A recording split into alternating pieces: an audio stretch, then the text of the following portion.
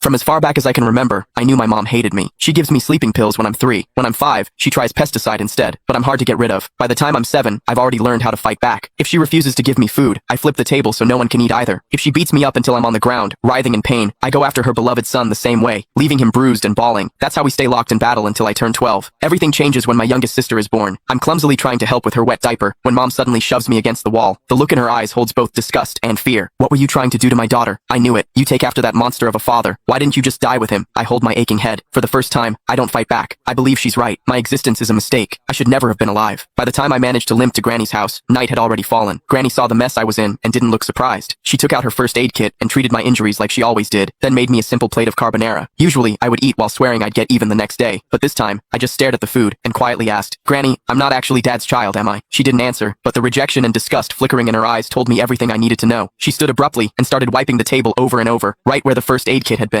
That was when I realized that my blood was something they all wanted to stay away from. I was the son of a rapist. No wonder Mom hated me. A sickening feeling rose in my throat. I bolted outside and leaned against the fence, retching. The night air stung the scrapes on my face. Before, whenever Mom hit me, I told myself she owed me for every bruise she'd inflicted on me. One day, I'd make her pay them back. But now, I didn't think I could even look her in the eye. I didn't stay at Granny's. She didn't come after me either. Instead, I wandered the streets with no idea where to go. That was when I saw a family outside a restaurant. They were celebrating someone's birthday, smiling and laughing. The woman in the middle was probably the mother. She looked so happy that I instinctively took a step back. Last year, on Mom's birthday, she'd smiled just like that before she saw me. The moment she saw me walk in, her smile vanished, replaced with utter disgust. Back then, we had an essay with the theme, My Mother. I wrote that Mom was a heartless villain. My teacher dragged me into her office and lectured me for an entire period. I barely heard most of it. I only remembered her saying, "No mother in this world would ever stop loving her child." I believed her. I saved money from collecting recyclables and bought my mom a birthday cake. I just wanted a hug, the same kind she gave my brother, Casper Willis. But her frigid expression was like a stab in the heart. I felt like a fool, standing there with that cake in my hands. Anger overwhelmed me. When no one was looking, I went out and caught a couple of frogs in the garden. Then, I hid them in the cake. I could still remember the way she screamed when they jumped out. Back then, I felt a twisted sense of satisfaction. I thought she didn't deserve to be a mother. I thought she had it coming. But now, I know the truth. The one who didn't deserve anything was me. My existence itself had hurt her. As I watched that mother's smile through the restaurant window, I made a decision. This year, for Mom's birthday, I would give her a gift she would truly be happy with, one that would free her completely. I decided to die. Once that thought took root in my mind, my steps felt lighter. I even started planning how to do it without troubling anyone. I needed to do something that wouldn't leave a mess. But before I could carry out my plan, a patrolling officer